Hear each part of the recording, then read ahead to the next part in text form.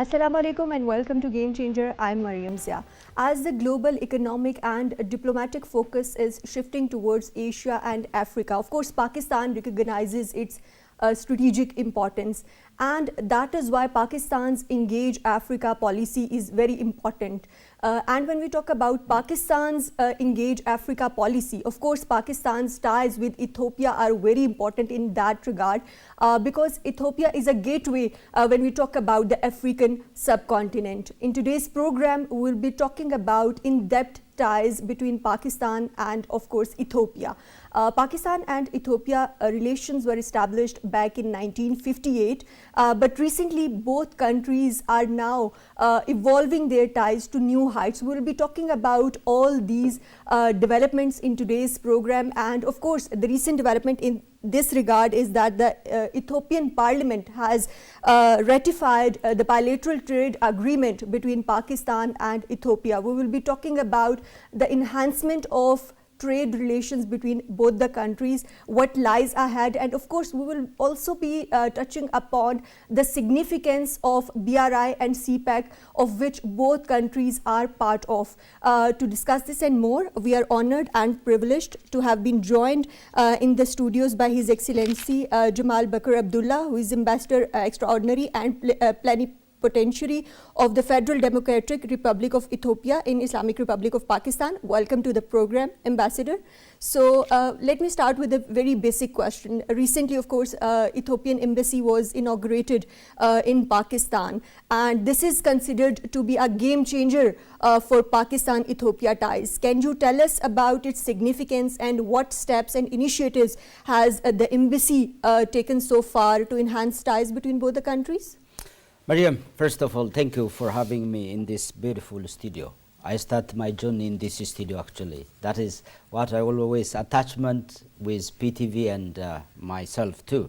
To begin with, as you mentioned, Ethiopia and Pakistan have a long-standing diplomatic relation. It started in 1958. Okay. Since then it goes up. Especially the first president, the then president, Zulfikar Ali Bhutto, has visited Ethiopia in 1972. Where the foundation for this relationship has done. And Pakistan has opened its embassy in 1973. Since then, we have a cordial relationship between the two nations. But looking into the potential, Ethiopia's geographical location, Pakistan's geographical location, populations, technology, capabilities, we are not maximizing our potential the two nations have. As you said, the opening of Ethiopia's embassy is considered as a game changer in the... Right. So, Your Excellency, could you elaborate on Ethiopia's role as Center for Global Black History Heritage and its significance for fight for freedom?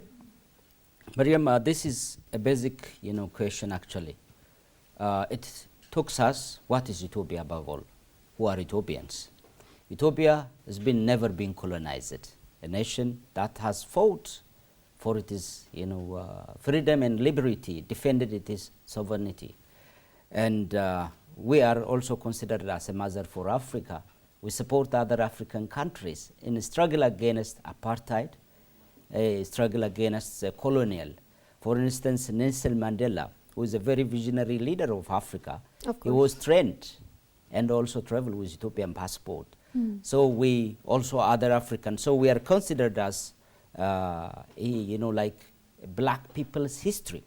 So this center, it means, symbolizes one, recognizes Ethiopia's role against the colonizations and also an emblem for a black people, so that also while it was there, it ensures also equalities. And previously, the supremacy of racial and all those things, we break all those things. So Ethiopia has been given a global history, heritage, and education center as, for its contribution maintaining the struggle of black people. Plus, now we are building also another big, Adawa Zero Museum. That was a whole emblem, shows Ethiopia's history, also plus black people's history, the struggle against, all those, colonial and many others. So Ethiopia is considered as one of the big. Right, it has a rich history and is considered the voice of course, black people, and of course we are going to be witnessing more about it. But let's talk about the major breakthrough when we talk about the approval of bilateral trade agreement between Pakistan and Ethiopia. Of course, just yesterday, Ethiopia's parliament, of course, passed this bill. Can you outline the key components of this bilateral trade agreement and how this is going to be enhancing the trade and economic relations between both the countries? First of all, I'd like to begin with congratulatory news for all of one, especially for Pakistani and Ethiopian business. This we have been struggling for so long. This is a game changer actually. We have tried, number one, Ethiopian Parliament has approved the last week actually on the 8th of December. It means what, this agreement means. Number one, it basically aims, to boost economic, trade and business relationship between the two nations. One, it will also pave the way for the establishment of joint committee which looks into identify what potential Ethiopia, Pakistan have and harness this, how we can transform it, and then also create institutional linkage along concerned institution, be it like business to business, chamber, ministry. So it will facilitate. So it is an entry point for facilitations of aligning of all those business connecting together. So this means also the other way around. It is an also success story for engage Africa policy of Pakistan. Of course. And it is a breakthrough for us. Also it is a testimony and a reflection of our government commitment both sides to advance to take this relationship to high degree. And I'm quite confident this will open a new chapter, especially as we begin this new year. It will begin with a new chapter in relationship for exploring and connecting the business together. Of course, of course. One thing I will add for you, Mayam, this is very important. I believe so. The business activities that our embassy is engaging. At the beginning of, the first 6 months, we have took around 76 business delegation to Ethiopia. In return also, we have brought very big number, including our, foreign minister, state foreign minister of foreign affairs and dignitaries, close to 10 minister and director, along with business community, which is around more than 50 came to Pakistan. This shows the appetite of the two nations. Right, of course, appetite of two nations. And when we talk about, of course, high-level delegations, these are important. But Ethiopia also offers 10 years of tax exemption for businesses in their special economic zones. Can you tell us what potential avenues are available for Pakistani investors to specifically invest in these SEZs in Ethiopia? Look, Mariam, it is good to see first what Ethiopia provides comparative advantage Ethiopia has for any business community from Pakistan. Number one, let us begin the good things that we have. Ethiopia offers the cheapest energy on the earth actually, which is 0.03 cent per watt, for which is also 96% of our energy, 98% of our energy comes from clean, green, sustainable, from hydro, solar, geothermal, and wind. This is a breakthrough. Also, our Prime Minister has clearly, announced this one, COP28. Our country's transition to sustainable is on the high trajectory. So that is number one, cheap, clean, sustainable energy availability. Second is also a comparative advantage, cheap and skilled labor, which is thirst-worthy. We have almost around 45 universities, more than thousands of TVET, which is technical vocational. So skilled labor is there. Right. The third one is geographical location. Ethiopia centered, within it is gateway to Africa plus also Europe, important. America, Asia. Within a short you will reach huge. So what other incentive mechanism available in this industrial area? Number one, the government provides one window service. Everything is included one-shop service. Be it, like license, it is done by Investment Commission in there. Custom duty, import, export, it will be done there. Financial support also we have in that, one window. any companies that need this financial support, in that regard, we have also any water, energy, all are included there. The other incentive, legally, Ethiopia is one of the stable, actually. We have also a strict rule of, against fighting corruption, plus stability of the government is very important. Criminal rate in Ethiopia is very minimal. More than close to, 10 years of tax holiday is provided for the investors. Right. That is very impressive. But Your Excellency, can you tell us how Ethiopia views Pakistan as a strategic partner when we talk about its engagement with African Union countries? Because of course we know that headquarters of African Union is also in Ethiopia. It's good. Look, one thing is very important. Why Ethiopia came at this time in Pakistan? It is the shift in our foreign policy. Of course.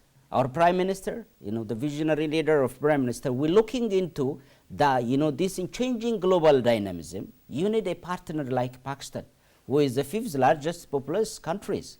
And is also a place, located in a geographically important area. And so we need to connect these two big higher of civilizations. Indus and, Ethiopian civilization is obviously known. And we are brave people also. So this opening will change, actually will improve the, the strategic partnership between the two nations. The approval of, this bilateral trade agreement is one way that shows, reflects the appetite. The second is also we are almost finalized. A bilateral political consultation at high level, it will be signed either depending on the availability of high leader. It is approved by here also there. So that is another window of, showing these two nations, appetite to one another. The other is visa waiver for, travel is also on the pipeline. So we are moving, like compensating. We are in, I say, this time we are building a very ideal relationship between the two nations. Right, of course, this is significant, but when we talk about Ethiopia's Vision 2030, this also aligns with BRI's strategic framework. How do you see that there are similarities between Pakistan and Ethiopia, because Ethiopia is actively engaged in BRI and it has many initiatives and projects to boost about in development sector, like you mentioned some of those. Can you elaborate on those, and how do you see its similarities with Pakistan's own corridor of CPAC? I think, look, for any country, it is very imperative to develop policies that will transform the well-being of its society. And for that, connectivity is very important. Very vital, Mariam. So that will totally, first, whatever you produce, if you don't deliver on time, it is meaningless. So this connectivity is the bottom, for any country. What produced in one point, there is a surplus production. It has to move to the other demand, so supply and demand. Connectivity plays a very significant role. So we are connected through BRI. I know Gwadar, port development, which is very close to Africa. Gwadar is all the way straight to Djibouti, which is Ethiopia's main port, and then connected through that from there, through railway. So Ethiopia is developed industrial zone. Along that industrial zone also, we have developed highways and railway that connect these industrial areas. Easily movement of goods and services along this area. So all this highway, especially we are also connected with, regional integration project of African Union is also there. We are connected with Kenya, we are connected with Djibouti, we are connected with South Africa, South Sudan now we are working. So all regional integrations will be, through connectivity. The other one is also energy connectivity. Ethiopia is connecting through energy with, we are exporting clean and green energy to Kenya, Sudan, Djibouti, all the way even we had a plan to export to Europe. And Right, and we see this shared commitment for enhancing connectivity as well as trade. This is something common between Pakistan and, of course, Ethiopia. Do you see some collaboration vis-a-vis the framework of BRI between both the countries? Can you specifically tell us some of the initiatives like railway connectivity and airline connectivity, and how we are going to be enhancing those, and what sectors we are going to be focusing on? What is the potential for collaboration specifically within the framework of BRI? I think it is very important. One issue is, as you said, sea connectivities through sea, for any goods, you know. Of course, the maritime price. Maritime is connectivity. very important. So go there all the way that way. The other one is Ethiopian Airlines start flying at the beginning of this year. One of the success story that our embassy has did, and we are also very grateful for the Pakistan government and the aviation industry. They have, you know, allowed to operate Ethiopian Airlines, which is the biggest airlines, top 10 in the world. We are connecting, you know, like we're flying to more than 140 global, you know, destination through Africa 78. So it will act, you know, it is an instrument, also a success story for engage Africa. And infrastructure connectivity is number one. That is where we feel the gap. The other issue is also it is very important to look into what Pakistan offers at this time to Ethiopia. Number one is pharmaceutical product. You know, Pakistan is very obvious. I have seen many of the, you know, industrial, pharmaceutical industries. And It 80% till date, till now, Ethiopia is importing from Pakistan, medicines. Not yet, but we are, you know, now making. But not you yet. see a potential. Oh, yeah, that is number one potential. We identified as the top, you know, commodities product that Ethiopia can import is pharmaceutical product, because we are importing a huge amount, around close to 80% from other countries. Why not Pakistan? We are almost now finished all the, you know, nitty-gritties, and we are ready to move. The second is also, you know, surgical equipment. Where Pakistan is very known for surgical equipment, we can do that. And textile is also there, sports good, you know, automotive, you know, tractors. On the other side also we identified. As you know, Mariam, Ethiopia is a land of origin of humankind. It's also a land of origin for coffee. The best coffees in the world is coming from Ethiopia. So coffee we are introducing into Pakistan. I have, you know, seen that, you know, a lot of interest from Pakistani. We also produce tea, so that we're going to bring, you know, beans and red kidneys and all these agricultural products. So it will be, you know, now a turning point for Pakistan business community to go in Ethiopia and use, you know, opportunities availed for them. And they have seen, while I was, you know, briefing you on the business delegation that have went, they have seen the immense opportunity Ethiopia offers them. Locate yourself rightly and, you know, connect Pakistan with the rest, with Europe. You know, anything produced in Ethiopia can be exported also Europe, America, to Asia, and the other rest of Africa, which is 1.4 billion market. Right, of course. Of course, and when we talk about Ethiopia's revolutionary measures in different sectors like agriculture, mining, as well as food processing, technology and tourism, they are very important. Do you see potential for collaboration between Pakistan and Ethiopia in these two, in these sectors? Because Pakistan has also launched SIFC and is focusing on some of these sectors as well. Can you tell us some of the initiatives or collaborations? Very important. I think for any nation, to sustain and exist, it needs, you know, sovereignty in production. Agriculture is a backbone. For our economy also, agriculture is a backbone, and we are doing a lot of investment. Especially we start also exporting wheat to Kenya and Djibouti this year, which is a breakthrough of our Prime Minister's, you know, green legacy, plus again, you know, self-sufficiency, food self-sufficiency at the national level. So agriculture, we have developed, you know, in this reform, homegrown economic reform, we have identified 5 sectors, which is very critical for a countries to prosper. One is agriculture, as I mentioned. Second is manufacturing. Ethiopia is planning to become a manufacturing hub of Africa due to its comparative advantage I've mentioned, and we want, you know, to increase, incentivize many, you know, investors to come in this place. The third one is mining. Mining, Ethiopia has got all, you know, nature. Nature has been so kind with us too. So we, you know, there is now a framework was developed that in a way that it will help also industrialization and also give a lucrative incentive, you know, mechanism for investors to come in. Fourth one is tourism. Tourism is very important. By the way, Ethiopian Airlines promoting, you know, if you see there is one slogan of Ethiopian Airlines used, you know, explore Karachi, which is monument of Qadiazim, which is a national emblem of this country, through Ethiopian Airlines. That is one way we are importing, you know, bringing also tourists to this country. Of course. connectivity.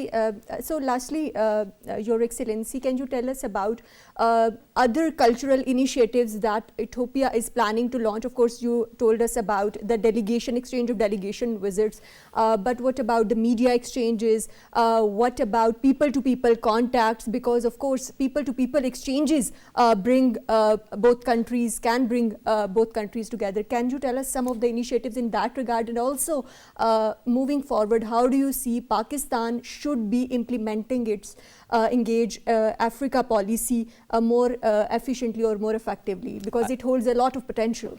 Very true, Mariam. This is very critical. Number one, media connectivities, creating of authentic and correct narration between Africa and Pakistan, Ethiopia, Pakistan is very important. So media engagement of sharing news, information, cultures, films, whatever produced in this country, we need to connect. So I'm very grateful, and for those media who have supported me during my stay in this country.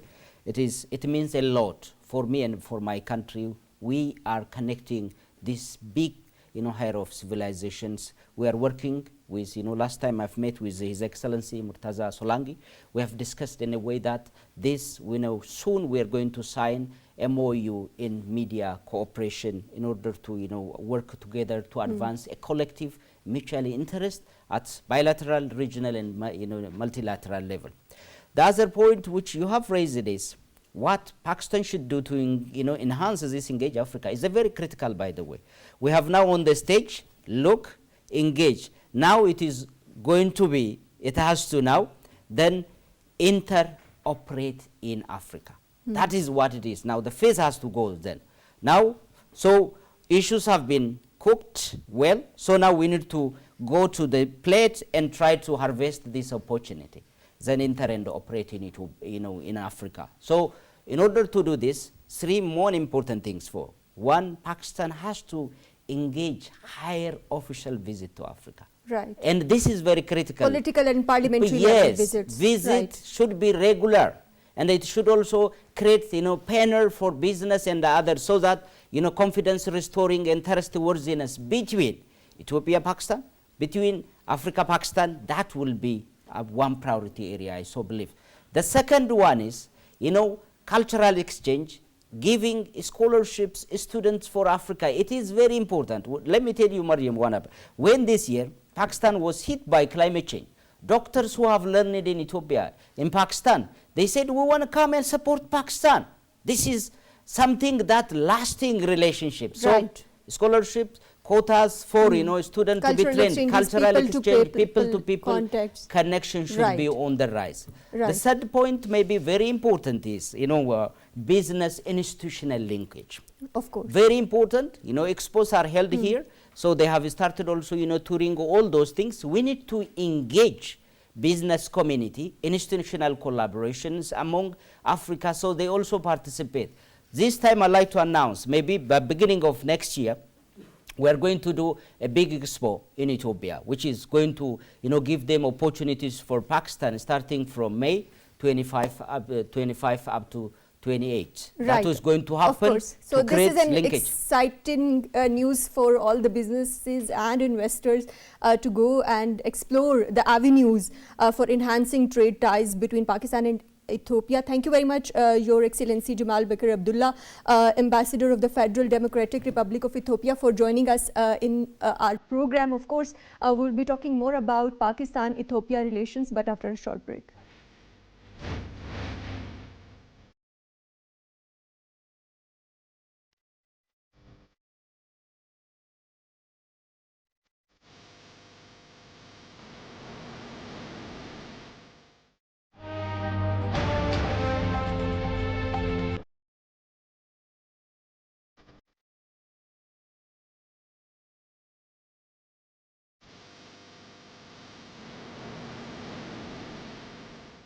Welcome back. Of course, we are exploring Pakistan's ties with Ethiopia and Pakistan's Engage Africa policy. How significant is this? What are the challenges we will be discussing now? And we are joined in the studios by Member Planning Commission and Commentator International Affairs, Dr. Ishtaq Ahmed. Welcome to the program. Of course, previously we were discussing with His Excellency Jamal Bakar Abdullah about Pakistan-Ethiopia ties. When we talk about Pakistan's Engage Africa policy, how significant do you think is this policy, and what challenges has Pakistan faced till now when we talk about implementing and of course enhancing ties with the African continent, because it's been quite some time now that this policy was launched? Well, you see, a great transition is taking place at the global level.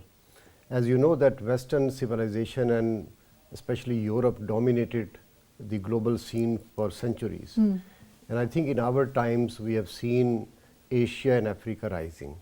So therefore, in this wonderful transition, countries are reorienting their foreign policies. So in 2019, Pakistan also, like so many other regions, organizations and the countries, decided to engage Africa. So our policy is called Engage Africa policy. Under the current government and of course the future setups in Pakistan, in my opinion that this drive will gear up. And there is a reason. The reason being that, like Asia, Africa is also lived by a younger population. True. More than 70%, specifically when we talk about Ethiopia, is young people. Many countries are considered to be among the rising economies of the world. True. Africa is where the action will take place in the 21st century. Bulk of its land is arable, which means that it is the primary food basket for the world. And as you know that among other trends in the world, apart from regional integration, green energy, of course, climate, change and its effects and the measures the world is adopting to combat, the effects of climate change, and then there is a impending crisis which revolves around food security. So when the economic rise is taking place in Africa, we observe that countries like Ethiopia are actually driving this trend. This is a country which has the highest economic growth rate in the past decade in East Africa. Of course, of course. It is the center of African Union, which is the largest representative organization in the world. Consisting of 54 members. Right. 33 of them are Islamic countries. Of course, of course. There are significant similarities and there's a lot of potential when we talk about Pakistan's relations with Ethiopia. So how do you think that Pakistan can leverage its own ties with Ethiopia to tap into African Union countries' market? That's a very good question. And I think Ambassador Jamal must have focused upon that, because he has been the key figure in the past several months. First, after building upon his experience of establishing Ethiopian embassies in Australia, in I think Bahrain, and then the first ever diplomatic mission in Pakistan. In May 2023. He is the one, who on behalf of obviously his government. Second is that Ethiopian Airlines is the #1 airlines in Africa for a number of reasons and for a number of years. And I think it has, started a direct flight between Karachi and Addis Ababa. So these travel and, diplomatic linkages have led to another, major development, and I think the ambassador might have already elaborated that. That is the conclusion of the trade deal between Pakistan and Ethiopia earlier this year, which has, I think, it was ratified yesterday by the Ethiopian Parliament. Absolutely. I think after this ratification, I think the difficult job begins now for the two countries. in Pakistan's relations with many countries which are really, historically significant for us, economically, politically, diplomatically, and even religiously. Of course. The key dilemma is that political and diplomatic relations are close, but there is a huge deficit in economic and commercial ties. Right. So, of course, when we talk about these ties, and that is very true, that Pakistan's historic ties with many of the countries, and specifically African and even Ethiopia as well, have not been translated as such into economic ties or trade ties. How significant, in your opinion, is this bilateral trade agreement, and what potential avenues in Pakistan you see, or what industries do you see flourishing in the coming days? When we talk about the business exchanges, of course, there is a lot of potential when we talk about connectivity as well in the larger framework of BRI. Yeah, absolutely. Actually, there are a lot of convergences in the foreign policies of the two countries. First of all is the trade, and I think this the trade deficit that we have in terms of comparative significance with other aspects of relationship is just, is it not a shame that is just $80 million? So imagine that 3-4 years down the lane, if concrete and tangible steps are taken by both countries, in the economic sphere, I think we can multiply it within a year and then build upon it to lay down a solid foundation. Obviously, if a country is a cradle of Islamic civilization, Christian civilization and African civilization, going back to almost 4,000 years, their written history. So therefore, given Pakistan's roots in Islamic identity, obviously we go back in history and try to forge better ties with our allies in the Gulf and other countries in the world, and including Ethiopia especially within the African continent. Pakistan has, not necessarily with Ethiopia, but with several countries we have gradually solidified our relationships. And we wish, as China expands the BRI, development infrastructure across the continent, we wish that along with Chinese and Gulf investment in the region, Pakistan should also join hand. And Ethiopia is particularly important because it is home to some of the largest foreign direct investments in the past couple of decades. And I think Pakistan has a lot of scope. The fact again is that not at the state level alone, we should engage chambers of commerce and industries of the two countries, and already the travel link is open, direct travel link, and I think a lot can happen between the Right, and when we talk about the success story of Ethiopia in different sectors specifically, that is agriculture, mining, technology as well as tourism, there is a lot of potential.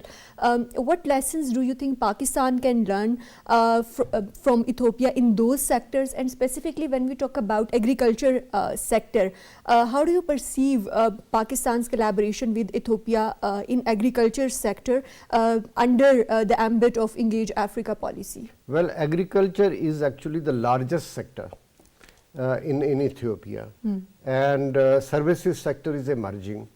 Obviously, because of their enormous mineral wealth and agricultural resources, current drive in Ethiopia is to have the technology intensive industries, and that is where the foreign direct investment is focused upon currently.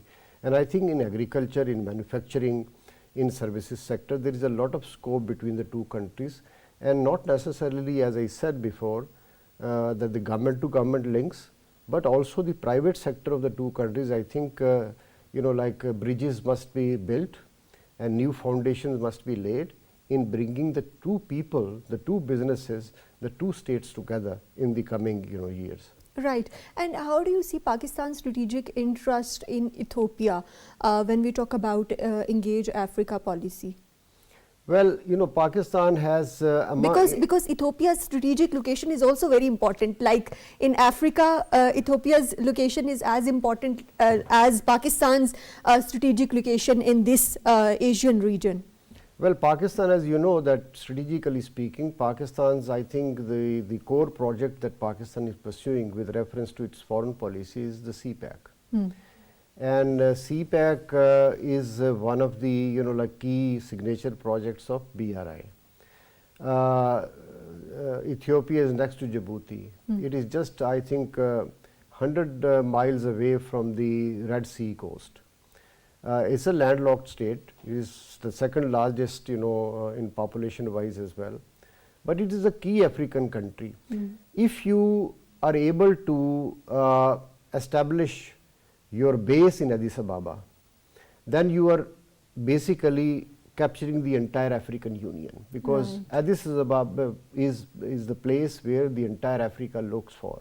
It is the center headquarters of the African Union as well. So I think if we really want to have a foothold in Africa, which is not necessarily militarily or in security wise important, because currently countries that really excel at the global level or a regional level are the ones who are focused on economic growth. Of course.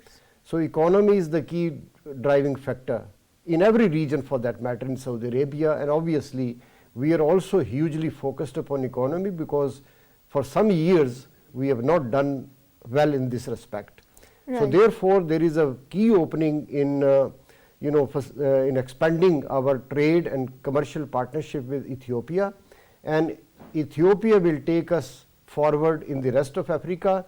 Our interests, economic interest, completely aligned with Chinese interests, with the Arab Gulf interest, as far as this economic outreach to Africa is concerned. And I think there are a number of tangible initiatives which are included in our Can you elaborate on those? Engage Africa policy.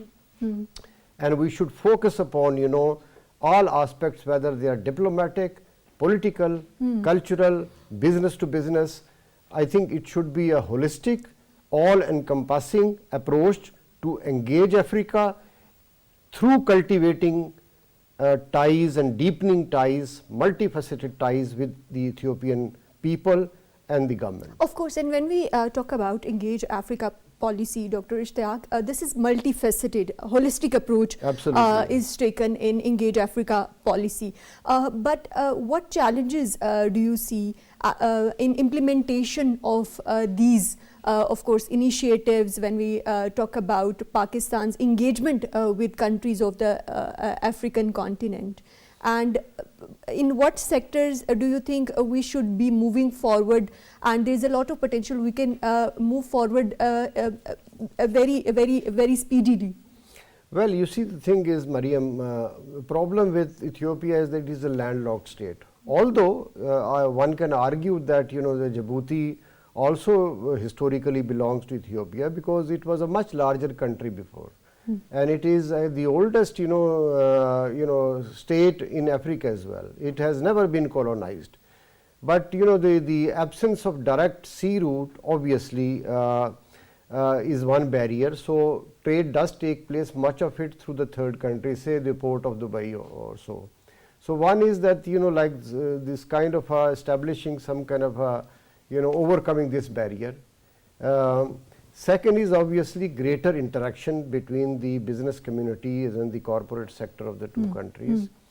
Third is obviously joining hands with countries which are our allies in the Arabian Gulf. If they are upon an investment drive in Ethiopia and in the rest of Africa, and I think given our very close relationship with these countries and the historically long time the religious bond, the Islamic bond that we have with Ethiopia, all Muslim countries. Right, of course, that is very significant. But lastly, Dr. Ishtiaq, how do you see that this Engage Africa policy changed Pakistan's perception in the African countries, and specifically we are discussing Ethiopia, in Ethiopia as well, and also how do you see the future ties evolving between Pakistan and Ethiopia? You see, every country foreign policy evolves over time in the light of the evolving challenges in the region and across the world. there are always challenges, and the bigger the challenge, the greater is the opportunity. Of course. So I think Africa has been through very difficult times, and in the state and nation building process, Ethiopia also has, faced so many challenging situations. Over time, I think in Africa, the opportunity is greater than the challenge, in my opinion. And I think in 2019 we captured this, transitional space, and we came up with a very concrete policy. So in the foreign ministry now, there is much, activity vis-a-vis the Middle East, Africa. These are new areas, for a country that has traditionally dealt with the West, had very deep ties with the United States, and dealt with the Europeans all along. But just as Europe and the rest of the West is gradually becoming, less important an actor in global politics with the rise of China, other East Asian countries, and particularly with reference to our discussion today, the African continent. So I think Pakistan is also diversifying its options and integrating in a world where the action is. Right. And I think as Pakistan's relations with Ethiopia solidify, we will have greater opportunities in Africa. We will line up, in support of BRI.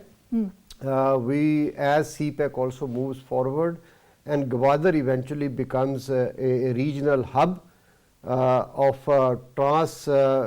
regional connectivity between Central Asia, China, South Asia, West Asia on the one hand, and the Arabian Gulf and the rest of the Middle East, and then the African continent on the other. Of course. Years from now, then we will see, that this history, which begins actually in terms of our ties with Ethiopia from the early 7th century, when the first hijrah took place. That's a long history. Right. Will be seen in the rest of the 21st century as a binding force for a happy outcome and a progressive outcome for the two countries and its people. Of course. Thank you very much, Dr. Ishtiaq Ahmed, for joining us in today's program. Of course, the recent developments are very significant when we talk about Pakistan's Engage Africa policy. There are certain challenges that exist in implementation of Engage Africa policy, but of course, there is a lot of potential when we talk about Pakistan's ties with African continent, and specifically Pakistan's ties with Ethiopia, because both countries are committed to strengthening these ties. And of course, the recent developments are a key factor that would be strengthening the relations between both the countries. That's all from Game Changer tonight. Take care. Allah Hafiz.